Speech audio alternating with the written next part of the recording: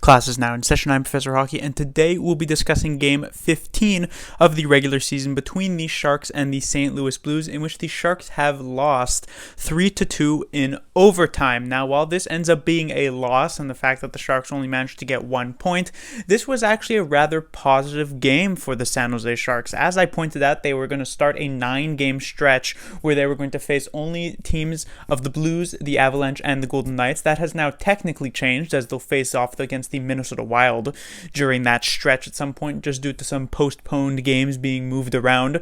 But basically, this stretch of the schedule was going to be tough, and it was going to be a real test for the Sharks, how they would stack up against the cream of the crop of the division. And they actually looked very competitive against the St. Louis Blues here tonight. And it wasn't one of those times where it was the Blues necessarily looking bad, and so the Sharks were able to capitalize and get like a couple easy chances here or there. But the Blues actually looked like a team that should be at the top of this division, and the Sharks looked very similar. So that was a big positive. But in the end, the Sharks come out on the other side of it because of two main reasons. The first, of course, being some missed opportunities. The Sharks had a lot of chances to add to more than just the 2 goals they got in this game, but just couldn't seem to bury it on those opportunities. There was one early in the third period. Hertl seemed to have such an easy tap in to make it 3-1, and yet he somehow manages to deflect it wide instead.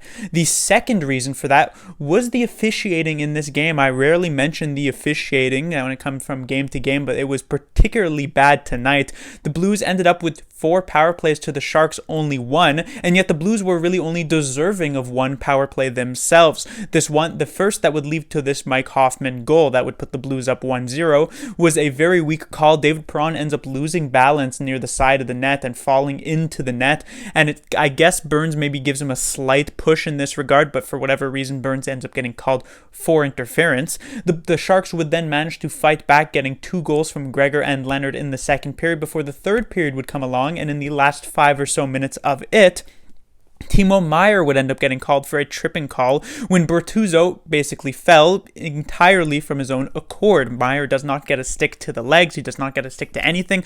I was even watching on the St. Louis Blues channel, and the Blues commentators were even in agreement that this was not deserving of a penalty. And while the Blues were not able to capitalize on that one, it kind of disrupts the flow of the game when the Sharks were doing a relatively decent job at preventing the Blues from getting too many chances on net. The Blues would then manage to get a tie game. After the Sharks were actually doing a solid job of killing off the last couple of minutes, the Blues would finally be able to get settled in the offensive zone, and it's a cross-ice pass from Perron to Mike Hoffman. Hoffman then takes this shot. It's a tough rebound to control for Jones. It deflects off of him into Brayden Schenn, who then deflects it into the net. So a bit of a bad bounce there as well for the Sharks, and we head to the overtime, and it's an extremely eventful overtime where we then have our third bad call of the game. This one was definitely a bit more borderline, as at full speed I can definitely see why you would make the call from hooking, but upon further review on watching the replay of it in slow motion, you can see that it's actually just a normal stick lift and not a stick to the hands in terms of a hooking. And especially when you're going to make a borderline call like that, you probably don't want to make it with 2 or so minutes left in a very tight overtime in what was a very well played game from both teams. And it just in the end felt like a game where the refs kind of took over a bit, considering the Sharks themselves only managed to get a single power play in it. But moving on from that, where I guess I should mention Perron ends up ending it in the overtime to make it 3-2 Blues. Moving on from that, we'll talk about Martin Jones, who has a spectacular game here tonight. He was far and away the Sharks' best player here, and unfortunately was just unable to end up getting the 2 points for the San Jose Sharks, but he's really their only reason why they managed to get 1 point. While the Sharks were competitive in this one, as I said, they were missing a lot of opportunities. They probably could have had more than 2 goals. The Blues themselves also with a lot of chances, but Martin Jones was there for many of them to make the key save. He didn't have any chance on the Mike Hoffman goal. It was a tough one on the Brayden Schenn one. He probably would have liked to have this David Perron shot back, especially with some of the other saves he made in the overtime, especially just off the first few seconds after Couture breaks his stick on the opening face-off of overtime. He makes a massive glove save on Justin Falk. And so just a spectacular game from Jones, which is nice to to see, especially after he had a pretty solid game against the Anaheim Ducks, or actually a very solid game against the Anaheim Ducks, and then a pretty solid game against the Vegas Golden Knights previously. Jones is now managing to string together a couple of games here, a bit of a streak for himself where he seems to be finding his game.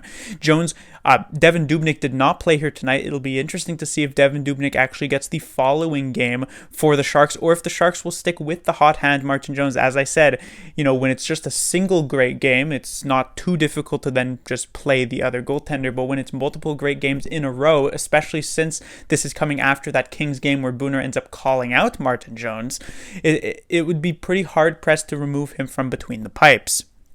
Next, I will talk about Nicholas Milosh. So neither Karlsson nor Shemek draw back into the lineup here tonight.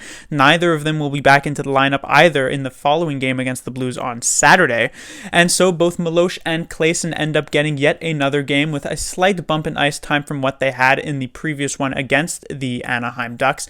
And Milosh in particular kind of stood out to me. First of all, he gets his first point of his career, this one coming on the Noah Gregor goal.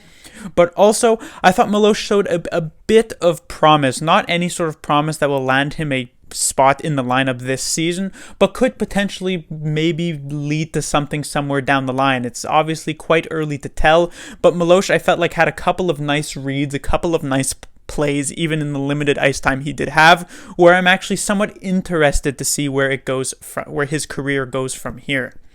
Next, I'll be talking about John Leonard. So Leonard's had a very, up and down season thus far. He started off with a very strong training camp, ended up earning himself a spot on the second line, came out, got 2 assists in his first ever career NHL game, and then was kind of invisible for the next few games before getting benched for an extended period of time. He's now been sort of in and out of the lineup a bit in these past few games, and here tonight he gets his second goal of his career. In the previous game against the Anaheim Ducks, he got his first career goal, and Leonard has just been looking somewhat better in these past couple of games and is hoping to play himself into a rather consistent lineup spot. I'm still looking for a bit more of a consistent game from John Leonard, as it seems as though there are multiple shifts where Leonard is kind of not really doing much, and then all of a sudden he'll come out with a shift and actually get a couple of decent chances. So hopefully he can really pull that together, because he can definitely be a very effective player when he is playing the right way, and hopefully the Sharks can get that out of him consistently.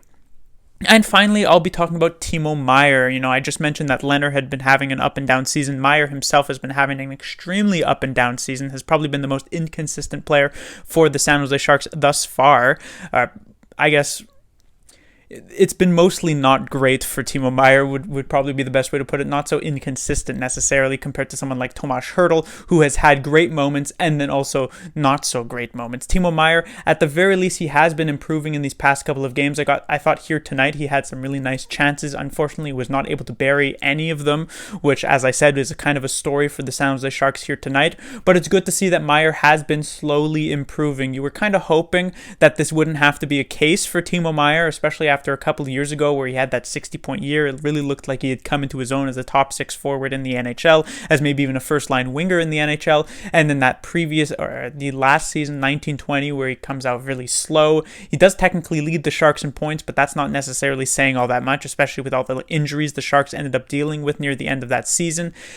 And this season hasn't been that much better, but hopefully Meier can find his game, because he certainly does have the skill to play at a pretty high level. It just really hasn't been able to putting those tools together just yet. But that will do it for this review. The Sharks will be back in action on Saturday as they'll take on the St. Louis Blues once more, and hopefully we could have a bit more of a fairly officiated game, and we can get another one of a very close fights between these two teams, because this game was quite fun if you ignore the officiating that kind of threw it off. Class dismissed.